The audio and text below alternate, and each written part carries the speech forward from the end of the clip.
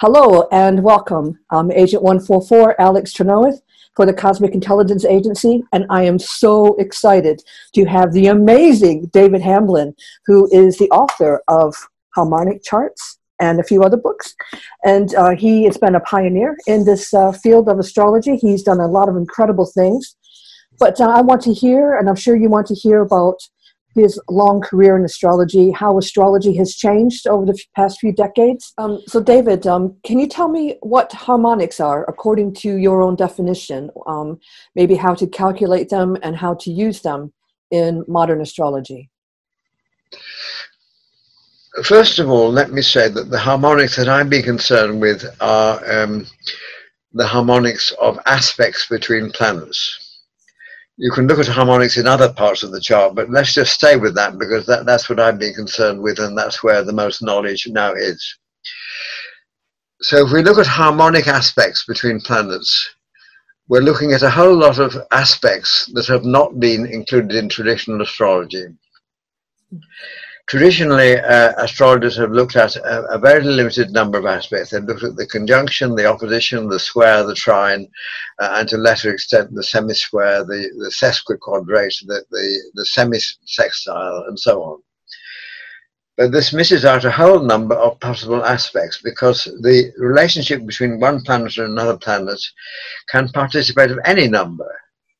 So that, for instance, if the distance between the sun and the moon is 1/7 or 2/7 or 3/7 of the circle, then the sun and the moon are in a sevenness relationship to each other, and I use the word sevenness to mean the quality of the number 7.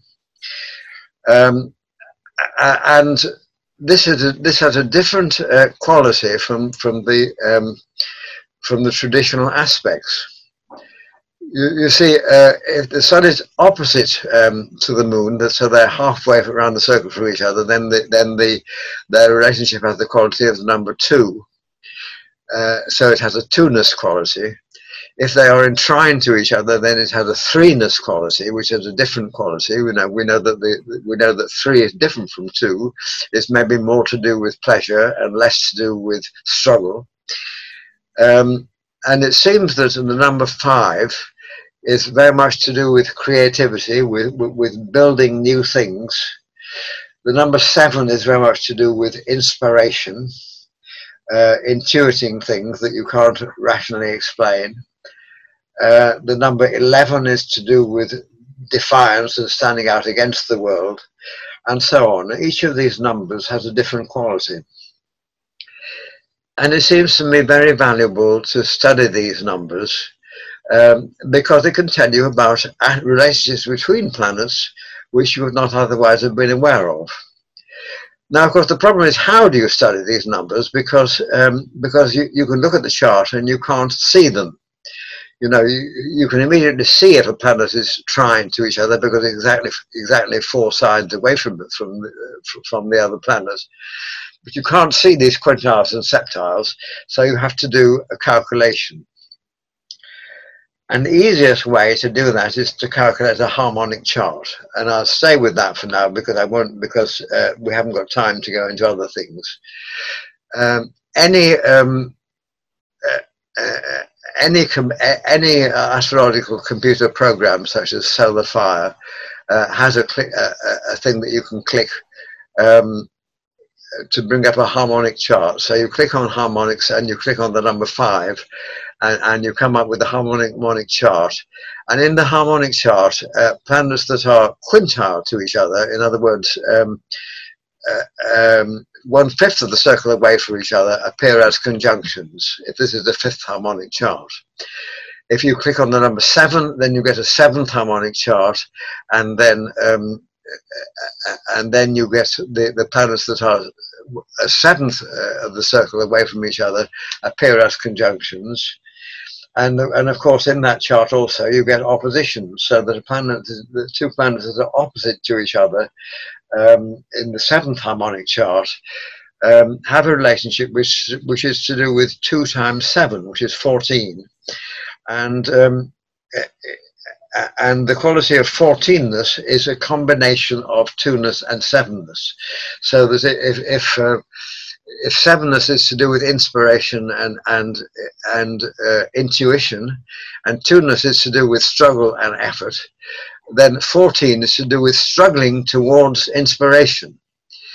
And similarly, if you have 21, 21ness aspects, which show as trines in the 7th harmonic chart, and if 3ness is to do with pleasure, then 3 times 7, 21, is to do with pleasure and inspiration. And incidentally, these 21ness aspects are tend to occur very frequently in people who in the charts of mystics and gurus and people who really enjoy really enjoy investigating the spirit world and all that kind of thing, because it's not just about having the ability to do that, it's also about taking great pleasure in doing so. So, these are the kinds of things that that come up from looking at harmonic charts. I personally think that it's worthwhile to look at a great many of these harmonic charts up to the number 31, and it's also worthwhile, when you've identified the aspects in those charts, to draw them onto the natal chart, so that you can see how they fit into the patterns of the planets in the signs and houses. But that's going into technicalities. I mean, the important thing is to look at the harmonic charts and see what they immediately tell you about these aspects between planets that are not obvious in the original chart. Does that answer the question? Yes, it does. Yeah. Okay. I said, you're an Oxford man. You were educated at Oxford University. That's right. How did you become interested in astrology? I've never quite known the answer to that question. After I left Oxford, I went into personnel management, and then I went into becoming a lecturer in organizational theory at Bath University, and I was a very long way from astrology. But somehow, in the 1960s, because I'm terribly old now, I got into astrology. It somehow seemed interesting, and I felt very warm towards it. And I started doing the course with the Faculty of Astrological Studies, and somehow I got into it during the 1960s. And I had to keep it very quiet from everybody at the university. They would have been horrified if they had known I was doing astrology. So, in fact, the name David was actually a pseudonym, because I pretended that my name was David as an astrologer. My real name was Anthony, but I've always rather disliked that name. And my mother had always said she wished that she called me David, but she didn't. So I thought, okay, well, let's pretend that she did call me David, and so I called myself David, and I have now made that officially part of my official name, which it wasn't originally. So all the time until 1985, when I retired from the university, I was keeping it very quiet. And living 2 different lives, Anthony Hamblin as a lecturer at the university and David Hamblin as an astrologer. But I became very much involved with astrology. I became a faculty teacher for a time, and then of course I was very John Addy was at that time the president of the Astrological Association, and he wrote this book called Harmonic, what was it called? Harmonics in Astrology, in 1977 or something like that, and in which he said that harmonics was the future of astrology, and it would bring everything together, and it would cause a rebirth of astrology. And I was very excited by that, and started doing research in that area. And the book which you just flashed up then, which came out in 1983, Harmonic Charts, was the result of that. Unfortunately, John Addy died in 1982 when he was only 61 years old. He had been intending to write a preface to my book, but he died before he was able to do that. And so that was my particular interest at that time. But I'm sad to say that as the 1980s wore on, I became more and more disillusioned with astrology. I began to feel that that maybe it wasn't true after all. And at that time, I had left the university. I left the university in 1985 because I wasn't happy with the work I was doing there, and I had been trained up as a psychotherapist at the Psychosynthesis and Education Trust, and I was practicing psychotherapy. And when I first got into psychotherapy, I tried to combine it with astrology. You know, I'd say, please tell me your time of birth if you know it. And I worked out the chart before they came to the interview, and I tried to bring the two things together. But I tended to find that the astrology got in the way. You know, that if we were, if the client and I were talking about the chart, you know, that would be a piece of paper on the table in front of us, and we both would be looking at the chart instead of looking at each other, and somehow the chart tended to get in the way of my really communicating and having a deep connection with the client. So that was one of the reasons why I turned away from astrology at that time. There were two other reasons. One reason was that I had married my second wife, and she is a twin. She's a non-identical twin, and she is very, very different from her sister. And yet they have practically the same birth chart. Even though they were born half an hour apart, they have all the planets in the same signs and the same aspects, and they have the same rising sign and the same mid-heaven sign, and everything is very nearly the same.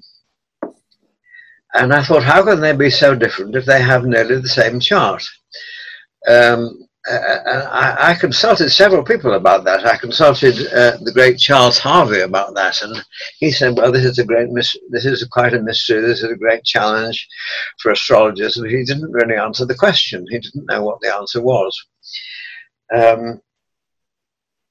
I've since had some insight into that by taking up the asteroids. I don't know if you study the asteroids yourself, but the largest asteroid is the planet Ceres, the asteroid Ceres, which has now been reclassified by astronomers as a dwarf planet, the same as Pluto, because it's much bigger than the other asteroids. And it seems to have to do with caring and nurturing. And my wife has Ceres exactly on the descendant, whereas her twin sister has Ceres some way away from the descendant. So that's that's a distinction between the two charts, and that's helped me to understand the difference. But also,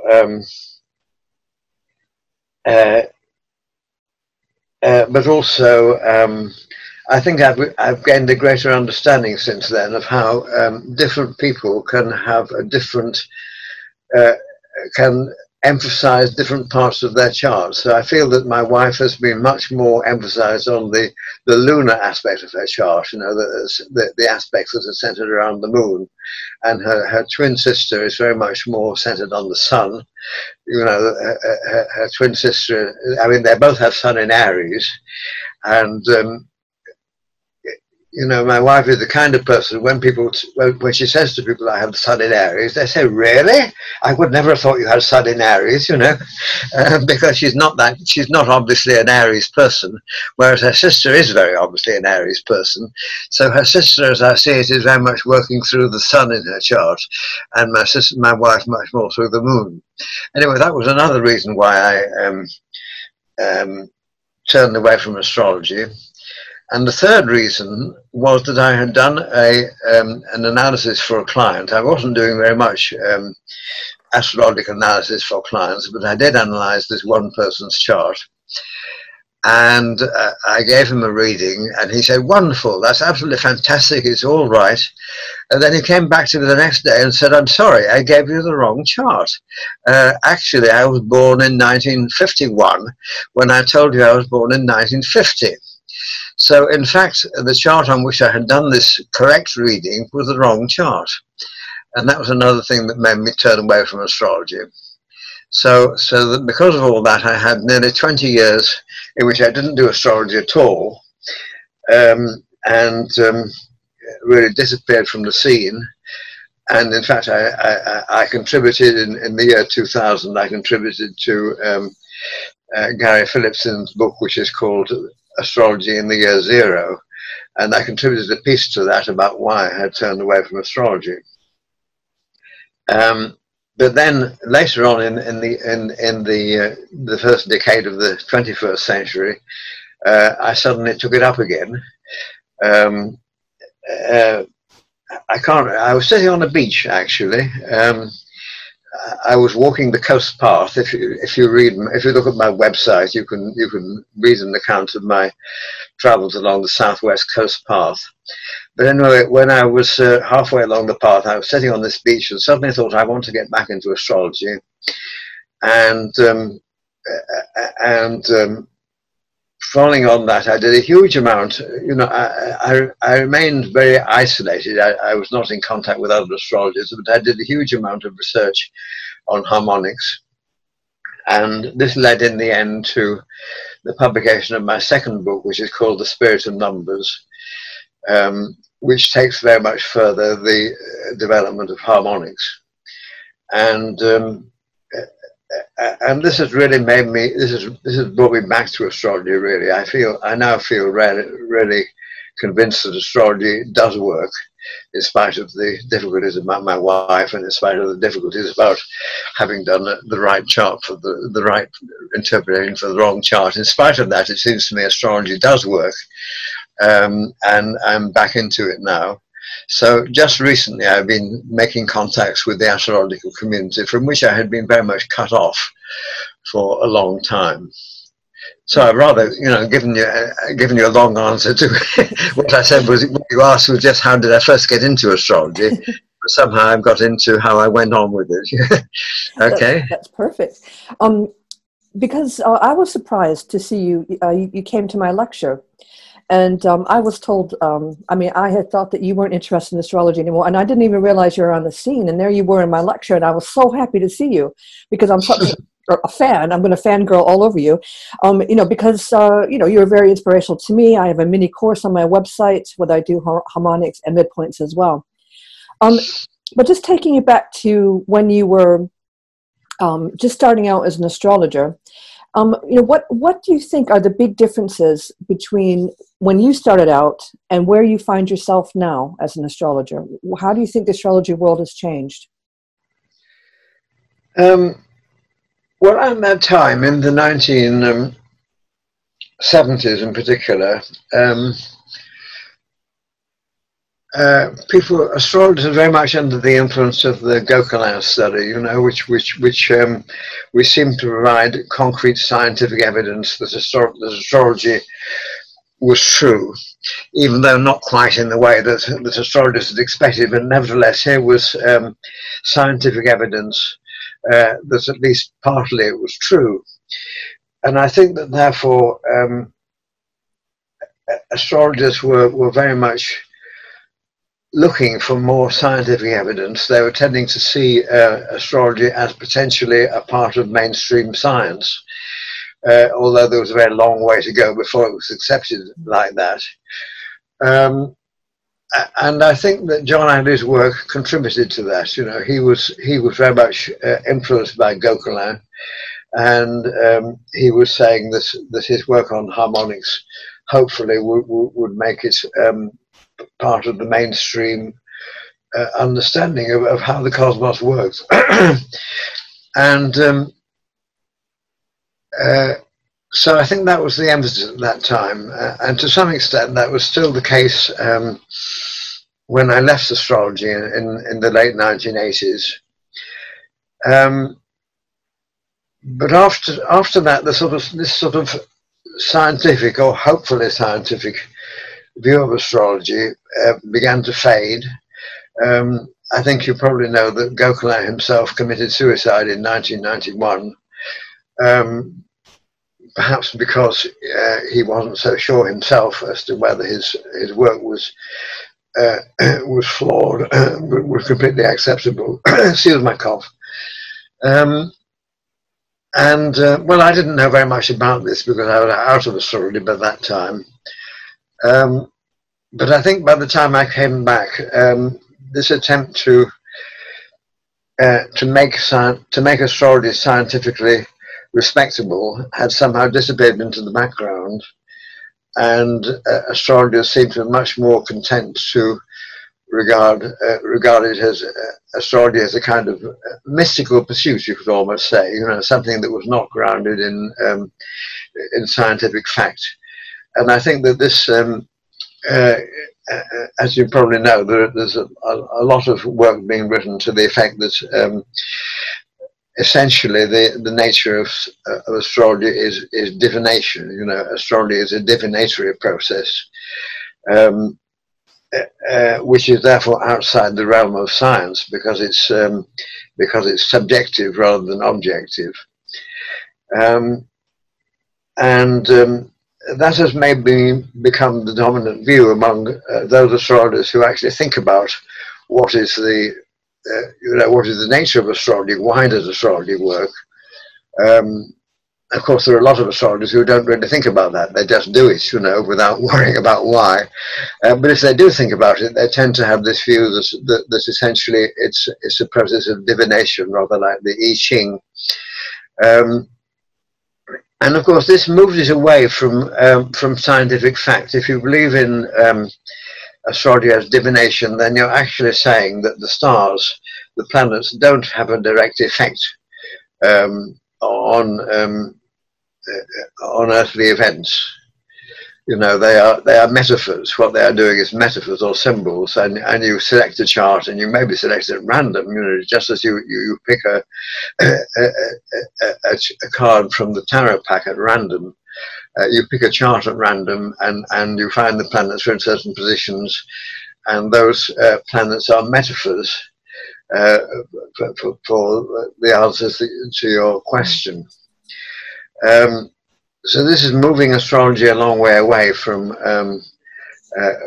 being potentially scientific reality, and I think that view is much more prevalent among astrologers nowadays. Even though a lot of people haven't really thought it through. Well, I've done some work on student behavior and lunar phase, and it gets so complicated, and you think you're onto something, and then you realize, oh, my methodology is not working. I have to try something else. You got to go back through and do everything all over again and recount things. And but what I found in my preliminary results is that children tend to misbehave more in the new moon than the full moon, which is counterintuitive to what an astrologer might say. And also they're more likely to behave better during eclipses, which is again is counterintuitive. But these are all what did you say? They behave better during eclipses. Eclipses, right? Yes, which is counterintuitive to what an astrologer might think. But this is all very preliminary. But my research is the other person who's taken on this question is a Canadian man. He had about 470 data entries over, I think, half a school year. But I have nearly 30,000 over 6 years. So it's been a massive project. So what you're saying about, is astrology a science? And it's something that is very intriguing to me. But what I've done is I've tied up the circadian cycle of sleep with the lunar cycle. So I'm surmising that children are better rested on the new moon. Therefore, they have a bit more energy to get into trouble. But All even right. though there are some of us who are engaging in the scientific method, and there aren't very many of us these days, you know, we're still labeled as a pseudoscience in the definition from Wikipedia. So do you think that we're ever going to get away from this label of being a pseudoscience? Well, I think there is some hope. You see, if you look at, you know, as you probably know, there's a website called cosmocritic.com in which a lot of people have written articles mostly supporting the divination hypothesis.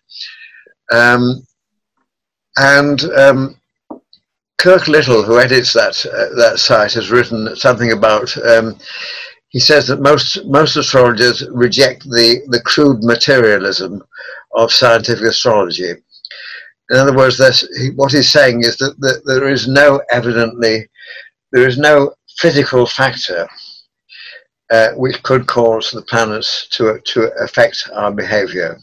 You know, we know about some factors that do influence behavior between the planets, such as gravity. You know, the force of gravity affects the tides, but there isn't any physical factor which could cause a very distant planet like Pluto to have profound effects on people's behavior. So therefore, astrologers reject this materialistic idea that the planets are affecting human behavior in a direct physical way. Now, what is changing is that, so he's equating science with the materialistic viewpoint, because that has been the sort of dominant viewpoint within the scientific community. Now, it seems to me that what's changing is that more and more scientists are rejecting the materialistic viewpoint and are studying not only physical matter, but they're also studying consciousness. And I'm particularly a follower of Rupert Sheldrake, who has gone into this in a great deal of detail. I met him once. I fangirled all over him too. Oh, right. And by the way, Sheldrake has got a webinar that's going on at the moment. The first session was last Sunday, and then the second session is the day after tomorrow, and the third session is a week after that, and it's very, very worth listening to. So go on to his website and sign up for that if you can. But you know, he and other people now are saying that the universe is not just made of physical matter, it is also made of consciousness. In fact, some of them go further than that and say that consciousness is the basic building block of the universe. That whereas before, the assumption was that the universe is made of physical matter, and sometimes mysteriously consciousness arises within that, such as within the human brain. Now the movement is towards saying the universe is made of consciousness, you know, and sometimes matter occurs within the consciousness. You know, it's the other way around. So that you can say that the whole of the universe is a field of consciousness. And Sheldrake says that our minds, our consciousness reaches out beyond our brain. It isn't just focused in our brain. It reaches out beyond the brain to touch the things that we are aware of, which is why it's been proved that people know when they are being stared at from behind, because people are aware of their consciousness reaching out to them even when they can't see them or hear them or smell them. You know, that there is still that connection going on. So this raises the possibility of communication between the planets, which is not based on a material connection, but on a connection of consciousness. Now, I've also been greatly influenced by an article by a lady called Marilyn Monk, and she is a molecular biologist, so she knows what she's talking about when she talks about atoms and molecules. And she suggests that there is a hierarchy of consciousness all the way from the atom up to the cosmos. You know, she said that an atom is conscious, you know, in a very primitive way, obviously, but an atom is conscious in the sense that it is aware of its environment and is able to respond to its environment. She says that if an atom was not conscious in this way, it would not be able to behave in the way that it does. And but all the atoms within a molecule are in service to that molecule. They're all part of the molecule. And then it all works up so that within ourselves, you know, we are conscious beings, but we are composed of various organs, and each of those organs have a consciousness in themselves. You know, our livers are conscious, our brains are conscious, maybe our toes and our feet are conscious. But we combine the consciousness of all of those organs of which we are a part.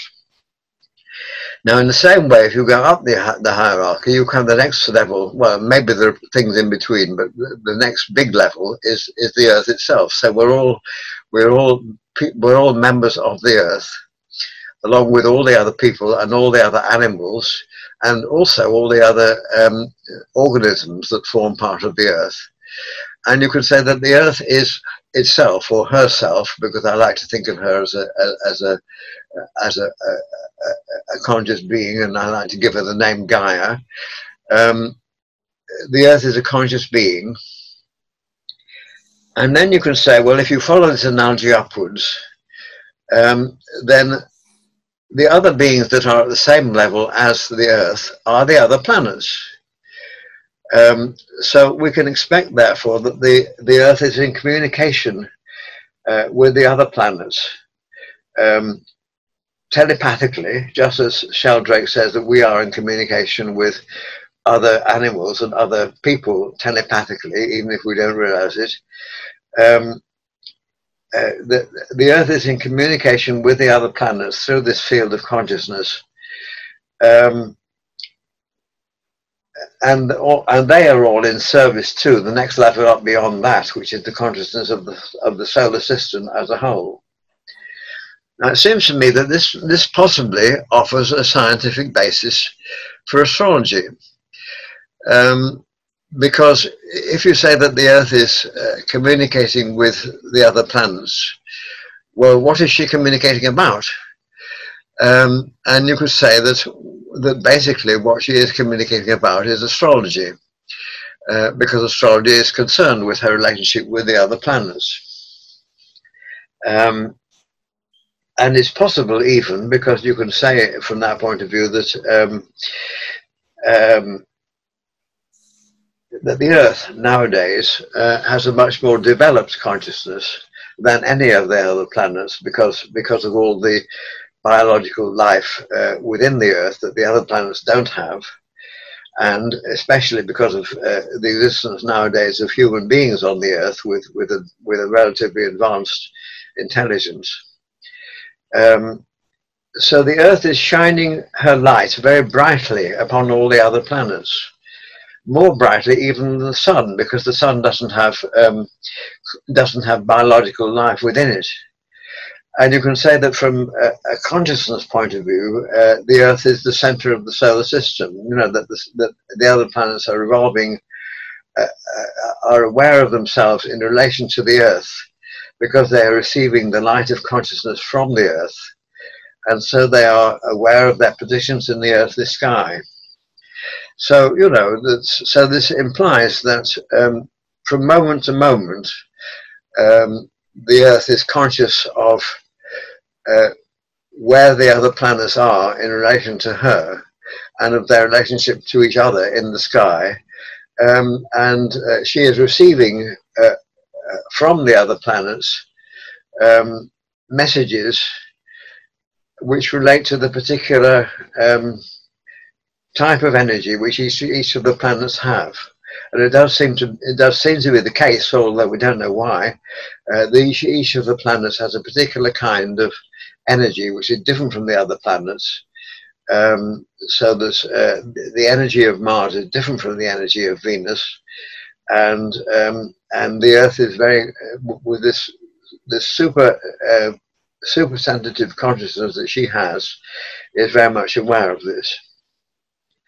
Now, so I think this sort of theoretically adds up to a scientific explanation of how astrology works, even though there isn't much hope of actually scientifically proving it, because you know, we're not really able to tune into the Earth's conversations with the other planets. I don't see how we could do that, but it does offer at least an explanation as to how this may be happening, which is something that we can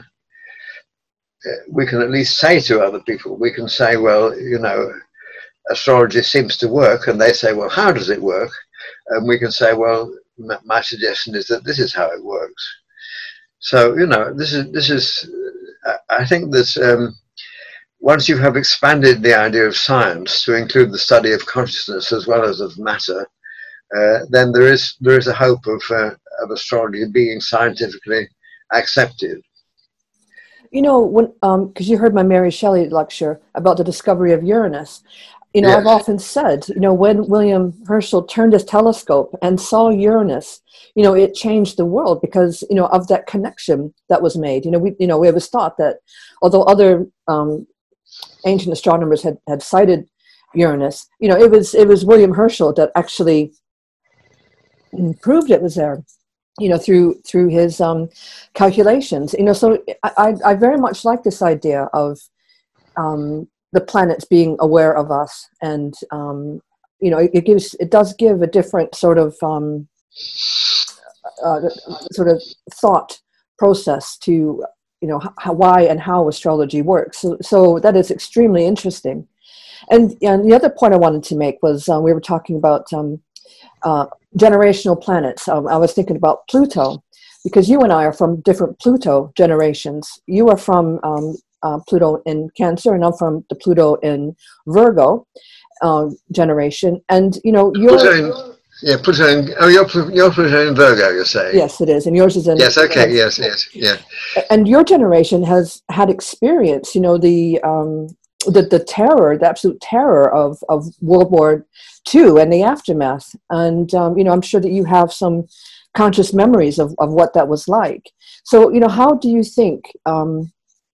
How do you think the different generations of Pluto, because now we're starting to hear from the Pluto and Sagittarius students who are becoming very interested in astrology, how do you think we relate to each other? Because this is quite a big topic in astrology these days, you know, about, you know, the younger generation coming up and being quite impatient to make their mark in astrology, and you know, they got the oldies like me and the even more mature like you. You know, we still think that we have something to offer because we have experience and because we have seen an awful lot of history. So I guess my question to you is, you know, what do you think your generation can offer astrology today, these days? My generation, well, of course, as you said, I was born before the start of the Second World War. In fact, you know, when the war started, I was age 4 and only just beginning to be aware of the world. So, so I grew up thinking that war was the natural state of affairs, you know. I think your generation had to grow up with not having things, if you don't mind me interjecting there. You know, whereas, yes, you know, the generations now are only just kind of experiencing, you know, with the virus and things, what it's like to actually, you know, be in need of basics. That's right. Well, of course, you know, after the end of the war, rationing went on for many years. So I was very much accustomed to going around with a ration book and only being able to buy a certain number of things until the ration book ran out. And of course, that was a great equalizer, you know. Everybody had the same number of coupons in the ration book, and nobody could buy, it didn't matter how much money they had, they still couldn't go beyond that. So I think there was much more equality in those days. And I remain astonished and a bit distressed, actually, by the extent to which inequality you know, within Great Britain, let alone in the world, has increased since then. I don't know. It's not really my particular field to think about the effects of Pluto in the different signs. I tend to be a bit skeptical about that, about there being harsh, you know, hard boundaries between the signs. So my tendency is to feel that although I have Pluto in Cancer, you know, it's coming up to the end of Cancer and it's already got a bit of a Leo flavour about it. And I tend not to believe in the idea that there is a sudden transformation. You know, that when Pluto suddenly moves into Leo, we're in a new era. I mean, right now, Saturn went into Aquarius, didn't it, earlier this year? And then it came back into Capricorn, and people were saying the Aquarian age of Saturn has started. Oh no, it hasn't. You know, we're back in the old stuff again. We've got to wait, and I find that difficult to really accept. So I'm not really able to pronounce, I don't think, about the planets in the signs. I'm not particularly good at that. So I think I'll leave that to you.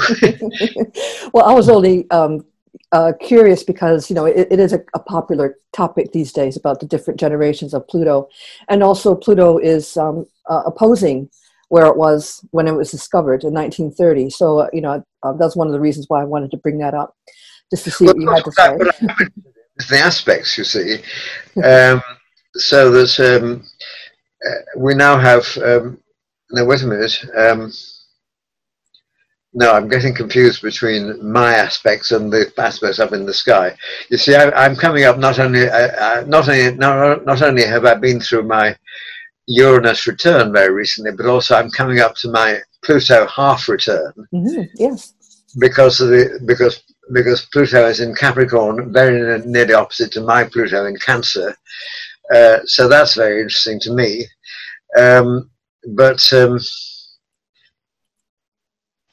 Also, now wait a minute. I mean, I think that the conjunction between Saturn and Pluto that is happening in the sky is important. Quite apart from the fact that it's in Capricorn, it's important in itself, and has a lot to do with why there is this feeling this year of so much restriction, and at the same time of breaking through into a new kind of vision arising from the restriction. You know, and all of the feeling that's going on now that somehow either we break through out of this or else we're doomed. You know, it's not just about COVID-19, but it's also about the climate change crisis and the crisis about Black Lives Matter and all of that. You know, a feeling that things have got to change, otherwise we're doomed. You know, I think that this is very much a Saturn-Pluto thing. Speaking from a biased point of view, I would say that part of this is we've got to get rid of Donald Trump, you know, quickly. Otherwise, a lot of people will agree with you. Again, we're for it. Unfortunately, we don't have a chance for 4 years to get rid of Boris Johnson, but there it is. You know, that is very much a feeling right now, and maybe I'm feeling it particularly strongly because of the position of my own Pluto. You know, which is opposite to this Saturn-Pluto conjunction. Yes, indeed. What's next for you? Are you going to write another book? Are you going to do some more research? I'm not sure. I mean, you know, the effect of the Uranus return, which, you know, is still operative, but it's really, you know, I've been through the most of it now. The effect of the Uranus return has been to enliven me, you know, to waken me up, really. as you would know if you'd read my most recent book, which is Harmonic Astrology in Practice, I was very greatly helped by a lady in America who acted as my muse while I was writing the book. And then shortly after I'd finished the book, she was killed in a car crash. Oh. And that was a very tragic occurrence for me. But nevertheless, I feel that maybe she personified Uranus for me, in the sense, she woke me up at the same time as Uranus did. And there was also something about my Neptune return. She had Neptune rising, and a few years ago I went through my Neptune half return at the time that I was in communion with her. So you ask about what I'm going to do next, and one of the things I'm trying to do is to write a book about her and my relationship with her, because she was a very remarkable person who had her own views about astrology, which which she had never made public, and so I want to be her publicist, to tell the world about what she would have said if she hadn't died. So that's one thing that I'm trying to do, although I'm a bit stuck with this at the moment. Apart from that, I'm hoping to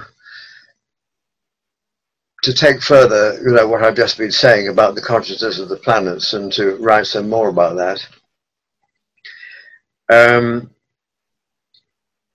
And apart from that, I'm also hoping to,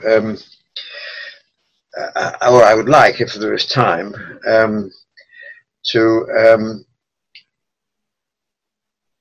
to write a book of which the provisional title is 90 Harmonic Lives. Why 90? Well, I don't know. It's just that it feels the right number to me. There would be 100.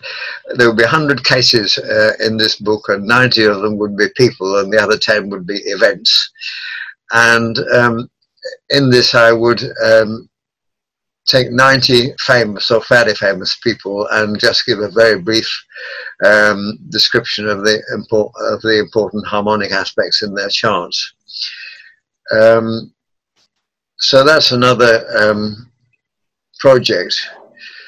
To be quite honest, I think this is still the lingering effects of the Uranus return.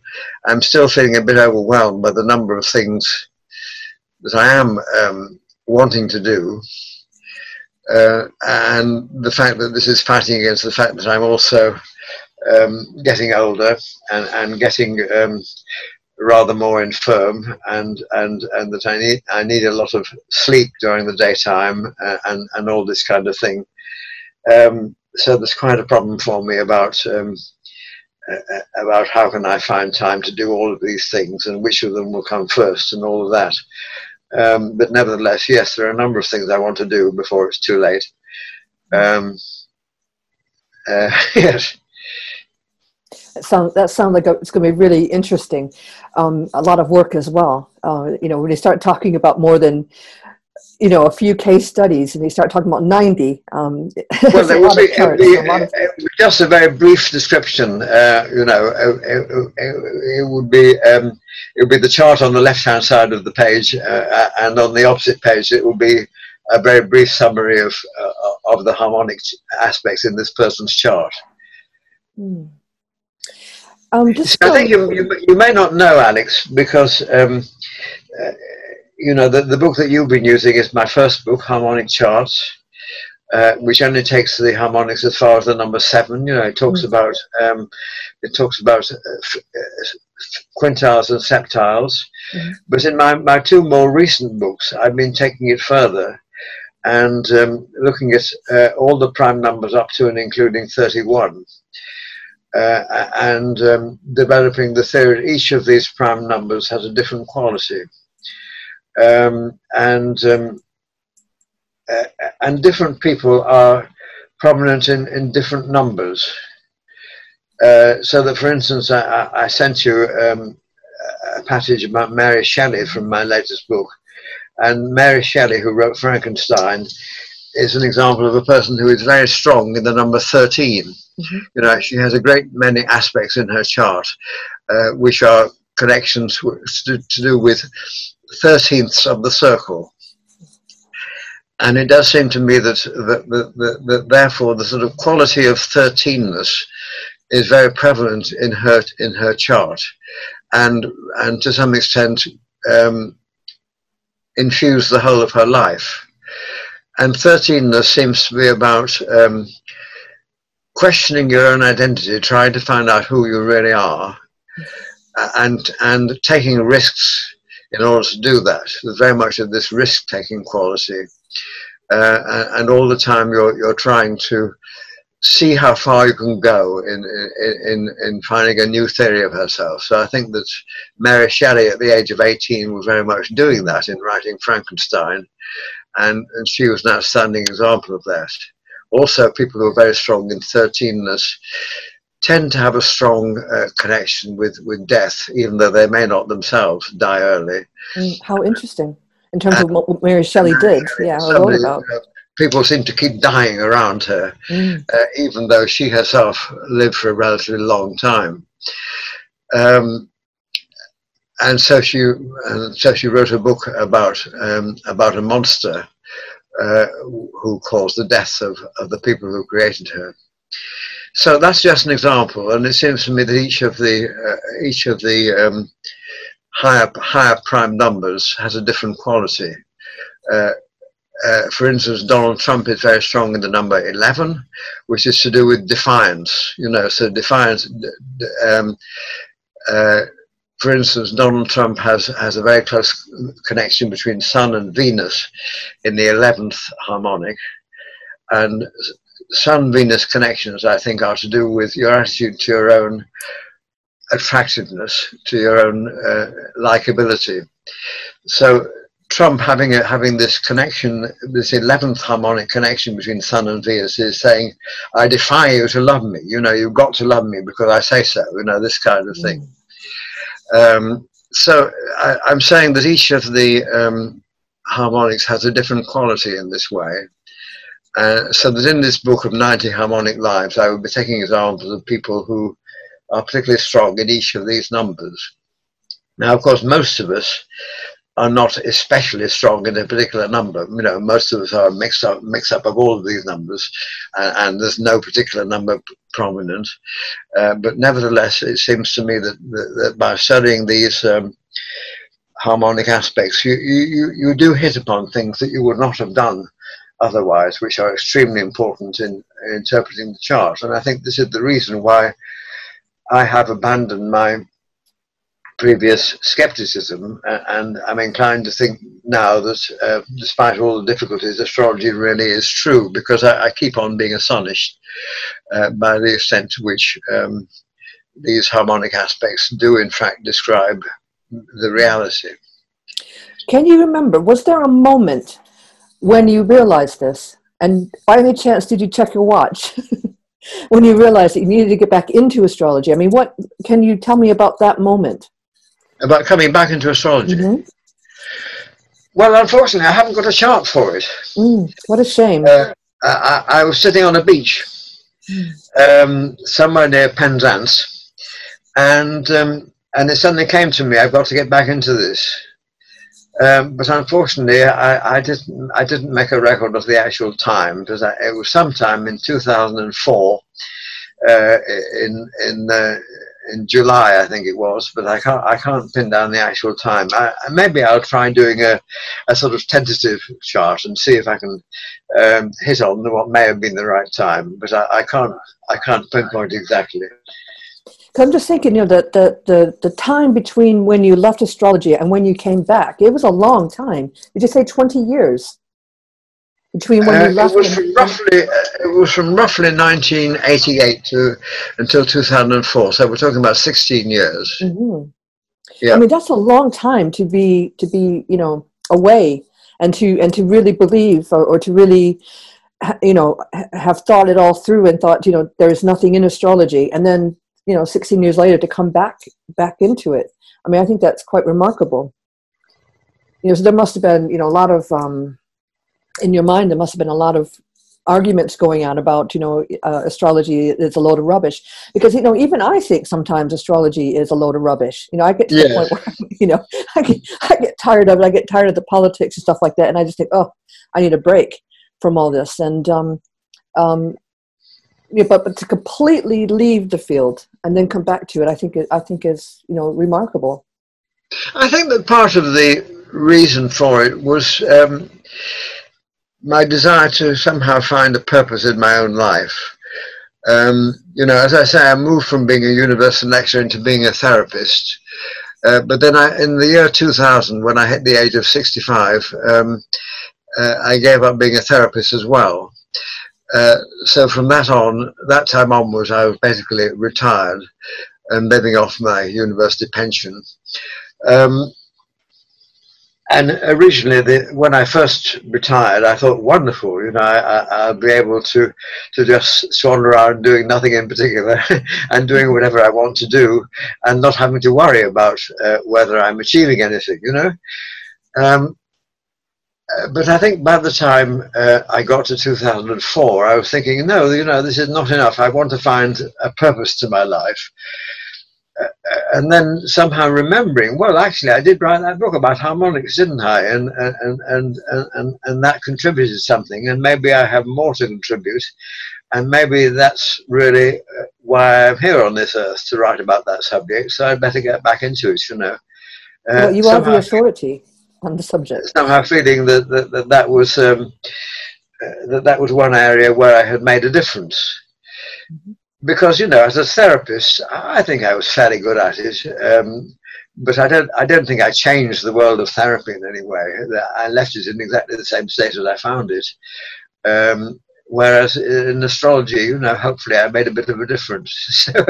And somehow it seemed to me important to do that. I think that maybe why do I have to do that? Well, I have a very close square between Sun, Mercury, which are conjunct, and Jupiter. So, there's something that says I've got to keep struggling to expand, and I think that Jupiter was feeling fed up with my sitting around doing nothing in particular, and wanted me to come out into the world again. Yeah, well, Jupiter in Scorpio likes that intensity, doesn't it? Which you have. I wanted to do it in an intense way, yes. So that for many years after I got back into it, I was, even though I was doing astrology, I was doing it in a very Scorpionic way. Very much sitting at home studying charts and not telling anybody about it. And it was really only when my book was published in 2011 that I really started telling the astrological community, here I am again. I wasn't before that. I wasn't doing that. And then welcome back. And then I wrote that book, 2011, and the sales of it were rather disappointing, and I felt it's not really making a mark. So then I sank back into a kind of negativity about it all again for a few years. And it was really only meeting this lady, Alicia, in America that woke me up again, because she sent me an email saying, I loved your book. And we immediately recognized each other as kindred spirits. And somehow we did a great deal to give each other a lot of self-confidence and wake each other up. So that's why I finally came back into the astrological community around about 2017. Do you have any advice for young astrologers? Anything that you wish you had done differently, or maybe something that you're particularly pleased that you've done aside from harmonics? Well, obviously the main, from my particular point of view, the main thing that I want to say to younger astrologers is do please take harmonics seriously, because there is a lot of work done there, and to some extent I'm still feeling, even though even though the existence of harmonics is still is now becoming widely recognized, you know, people say, oh yes, there's harmonics, you know, and David Hamblin does that, and some other people do it as well. The majority of astrologers are still not actually using harmonics day to day. So I would say do take it seriously. Apart from that, what would I say to young astrologers? Remembering all the time that if we're talking about birth charts, you know, and let's assume that the people I'm talking to are doing birth charts, remembering all the time that the chart is not necessarily a description of how you are. It's a description of how you could be if you realize your full potential. And I think that the chart is there to help you to realize what your potential is and to be drawn towards it. And it seems to me that probably the people who die the happiest are the people who have most fully realized the potential of their charts. Whether or not they are astrologers, whether or not they know about their charts, you know, that if they have perhaps subconsciously brought into realization all the potential that their chart has, then they will die feeling relatively satisfied. And it seems to me a lot of people are going through their lives with enormous, you know, carrying birth charts that contain enormous potential, but not bringing that to fulfillment. And there may be reasons why they can't bring it to fulfillment. You know, that there may be a lot of restrictions which they are faced, you know, in the circumstances of their lives. But I think that even so, the chart can give them some indication as to how they might come out of that. So if you're an astrologer talking to a client, you know, the important thing is to say, maybe this chart may help you to develop in a certain direction in the future. And I think that it applies even to planets such as Saturn, which are often thought of as being negative. You know, that you can look at a person's Saturn and you can say, this planet shows you something about how you can develop. You know, you can develop this Saturn in a positive way. It isn't, maybe it's making you feel depressed at the present time, but it's also showing you a way to rise out of that depression. You know, so something about saying, giving people hope for the future. I think that's what I would emphasize in talking to young astrologers. I think that's really good advice. David, thank you so much for talking to me and to all our members. And it's just been a pleasure meeting you. You know, I'm going to be forever grateful that you came to my lecture because I wasn't expecting it. So thank you very much. It's a pleasure to me meeting you, and I've enjoyed it. Thank you. Thank you very much. Bye. Bye-bye.